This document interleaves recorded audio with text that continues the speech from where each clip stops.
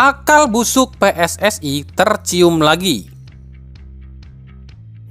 Teka-teki transfer Persib, deal atau zong? Batalkan Yusuf Maelana ke Persib, Arthur Irawan dihujat Boboto. Serta transfer terbaru yang semakin panas, semuanya akan kami rangkum di Rio Hasport.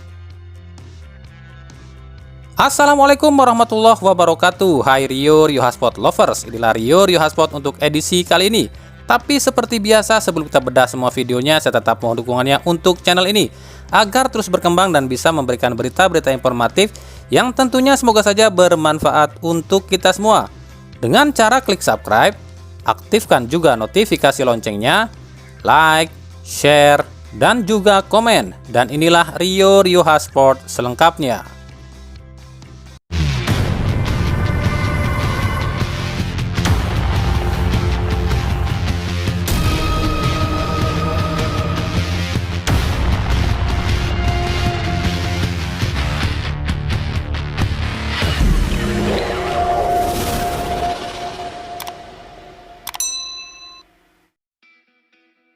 Gelagat akal busuk PSSI mulai tercium lagi. Kenapa demikian? PSSI pernah memberikan statement jika 7 Januari 2023 akan diadakan kongres biasa yang tujuannya adalah persiapan menuju kongres luar biasa pada 14 Februari mendatang. Tapi hingga sore hari 7 Januari 2023 tak ada tanda-tanda adanya kongres ini. Awak media yang telah menunggu di kantor PSSI pun kabarnya tak menemui satupun anggota PSSI yang hadir. Bahkan kabarnya kantor PSSI kosong lantaran semua anggota PSSI liburan akhir pekan. Di akun-akun media sosial PSSI pun tak nampak ada berita kongres PSSI. Hal ini menimbulkan kecurigaan jika wacana-wacana PSSI ini hanyalah bualan semata untuk menutupi agar PSSI tak terus didesak dan disudutkan. Bahkan rencana KLB di bulan Februari pun seperti yang diminta oleh FIFA mungkin saja akan batal dan tetap akan digelar pada Maret 2023. Ya iyalah, mana ada orang yang mau kehilangan kerjaan, apalagi di situasi sulit kayak gini. Kan lumayan, ada 2 bulan lagi tuh masih bisa nyicipin duit denda dan sanksi dari klub, ya kan? Ntar kalau liga udah kelar baru kongres, gitu kan? Dari Persib Bandung. Aduh, kenapa sih ini klub ini selalu bikin pendukungnya itu deg-degan dan bertanya-tanya? Apalagi di saat bursa transfer seperti ini. Dari tahun ke tahun Persib selalu begini, sembunyi-sembunyi, diam-diam, ujung-ujungnya zong alias lelet. Sejumlah pemain yang dirumorkan satu persatu kabarnya batal, seperti Septian David Maulana dari PSIA Semarang yang kabarnya fix nggak dijual, lalu juga Sani Rizky yang kabarnya pun nggak dijual juga, lalu ada Alwi Slamet yang kabarnya akan tetap bertahan hingga akhir musim, terus yang terbaru Yusuf Maelana yang kata Yusuf nggak ada tawaran dari Persib. Lah terus siapa dong pemain barunya? Ryuji Utomo udah lagi nego sama Bali United. Tapi kenapa Persib kok terus-terusan ngasih kode angka 7 ya? Siapa sih angka 7 ini?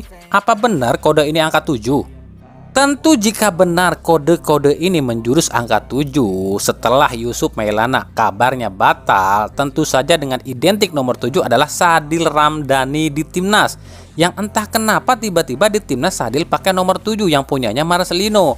Padahal Sadil di timnas itu identik dengan 11 atau 15. Kenapa ya tiba-tiba Sadil pakai nomor 7? Apa ini memang ada kesepakatan atau kode nih dari Sadil dan Persib? Tiba-tiba Sadil pakai nomor 7 ya, bisa jadi sih. Itu pun kenapa Persib sampai saat ini belum umumkan rekrutan barunya, karena mungkin Sadil masih di timnas ya. Tapi ya itu kemungkinan sih. Nah, di Instagramnya Persib pun kembali mengunggah dengan ada kode 7-nya. Persib mengunggah aksi Ciro Alves dengan kata-kata hati-hati dengan Ciro, yang tentu saja otomatis kembali ada angka 7-nya kan. Ciro itu kan bernomor punggung 77. Ayo sekarang kita cari tahu nih, siapa yang pakai nomor 77 di Liga 1? Benarkah 77? Lalu ada siapa aja sih 77 itu di Liga 1? Yang pertama ada Doni Pamungkas dari Persija dengan nomor 77. Yang kedua ada Ramdhani Lestaluhu di Bali United pun dengan nomor 77. Ketiga ada Kasim Botan dari Bayangkara FC juga dengan nomor 77. Lalu ada Andreas Ado dari PSIS juga dengan nomor 77. Kemudian ada Fahmi Al-Ayubi dari Dewa United juga nomor 77. Lalu ada Rui Arianto di Persebaya dengan nomor 77. Malik Rizaldi di Madura United juga 77. Devri Rizky di Rans juga 77. Dan tentu saja Gozali Siregar di Persita dengan nomor 77. Nah, ayo siapa kira-kira kalau memang benar angka 77? Tapi dengan catatan, para pemain tadi itu tak satu pun yang berposisi sebagai bek kiri. Sementara Luis Mia butuhnya itu bek kiri. Tapi mungkin bukan 77 ya. Persib memang tetap cari bek kiri, tapi ada angka 7-nya. Lalu ada siapa sih bek kiri dengan ada angka 7-nya nih? Yuk kita simak. Yang pertama Agung Manan dari PSM Makassar, bek tengah sekaligus bek kiri dengan nomor 47. Lalu Yusuf Maulana dari Persik Kediri, bek kiri dengan nomor 7, itu pun udah batal ya. Yang ketiga Alta Balah dari Persebaya dengan nomor 37. Yang keempat Nasir dari Dewa United, bek kiri dengan nomor 79. Yang kelima John Alfarisi dari Arema dengan nomor 87, tapi ini kayaknya nggak mungkin ya. Yang keenam Irsan Lestaluhu dari Borneo FC, bek kiri dengan nomor 97. Dan tentu saja Rezaldi Hehanusa dari Persija dengan nomor 7. Dengan catatan semua pemain ini kontraknya habis di akhir musim. Nah, kira-kira siapa nih menurut kalian? Bener nggak sih kode-kode ini? Kita nanti aja lihat ya. Dari Persija Jakarta, keinginan pelatih Thomas Doll agar penyerangnya ini Yusuf Helal bisa bergabung dengan Persija saat lawan Persib Bandung kabarnya sirna. Hal ini usai pemain asal Bahrain itu menolak panggilan klubnya dan lebih mementingkan mempertahankan gelar juara Piala Teluk bersama timnas Bahrain.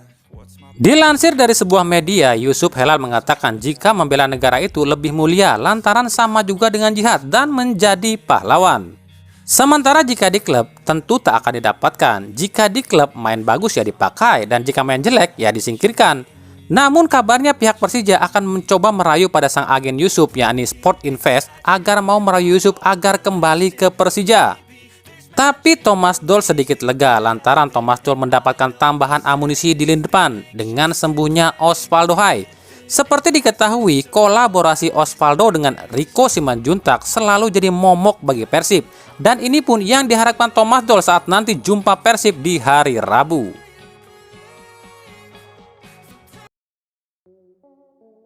Dari Persik Kediri, gagalnya Yusuf Maulana gabung Persib Bandung jadi perdebatan. Pasalnya Yusuf sendiri sudah ke Bandung dan lakukan negosiasi dengan Persib Bandung.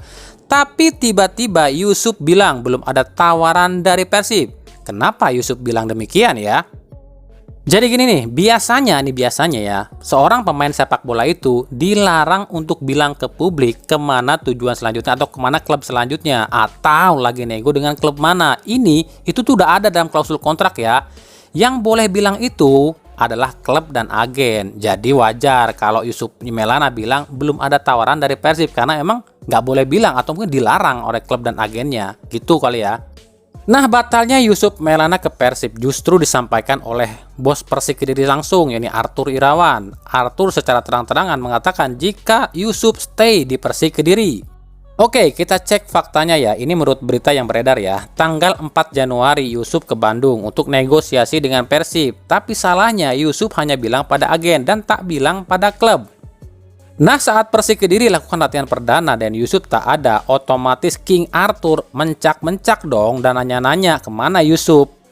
Nah, setelah tahu Yusuf lagi nego sama Persib, kena semprot deh si Yusuf tuh sama King Arthur. Padahal Yusuf udah pamitan loh sama teman-temannya di Persik Kediri. Tapi entah kenapa sebabnya dan kronologinya jelasnya, kami pun tak tahu ya. Kabarnya si Arthur sendiri yang membatalkan pelepasan Yusuf ke Persib. Makanya Bobotoh rame-rame nih datangin Instagramnya Arthur Irawan dan ngoceh-ngoceh dan bilang kalau Arthur ini kejam dengan tak mau melepas pemain yang udah mau pergi dari klubnya. Tapi ya udahlah, kan masih banyak pemain lain, bukan cuma Yusuf kok. Oke, kita ke bursa transfer. Ada siapa aja sih yang masuk atau keluar? Hihi, kok sukanya yang masuk sama keluar sih? Dari Bayangkara FC, setelah Santer dirumorkan akan kembali ke Persik Kediri atau berlabuh ke Persebaya, striker asal Spanyol Josep Ejejari akhirnya resmi berpisah dengan Bayangkara FC. Tapi Josep Ejejari tak berlabuh ke klub Liga 1. Ejejari justru meninggalkan Liga 1 dan berlabuh ke klub Thailand Khon Kaen FC. Hal ini diposting di Instagram klub asal Thailand tersebut. Lalu siapa pengganti Ejejari di Bayangkara? Ya, kemungkinan seperti yang pernah saya bilang, mendaftarkan lagi King Eze lah di putaran kedua ini. Persik Kediri resmi mendapatkan Rangga Widiansah dari Persija dan Maher Raja dari PSIS. Dua nama lagi yang tengah negosiasi adalah Hamra Hehanusa dan M Zainuri. Sementara Persik Kediri pun resmi meminjamkan striker mudanya yakni M Ridwan ke Dewa United untuk putaran kedua ini.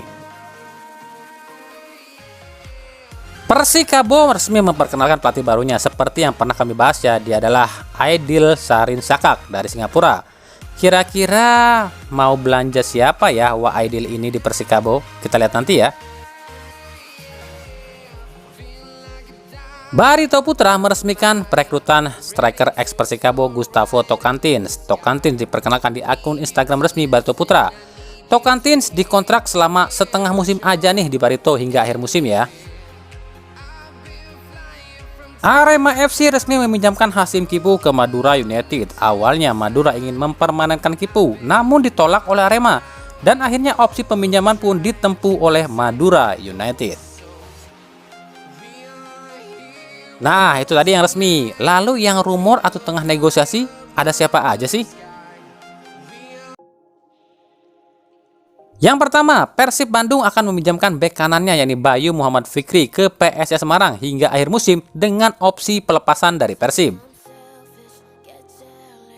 Yang kedua, Persija Jakarta kabarnya akan meminjamkan striker mudanya Taufik Hidayat ke Madura United hingga akhir musim dengan opsi pelepasan.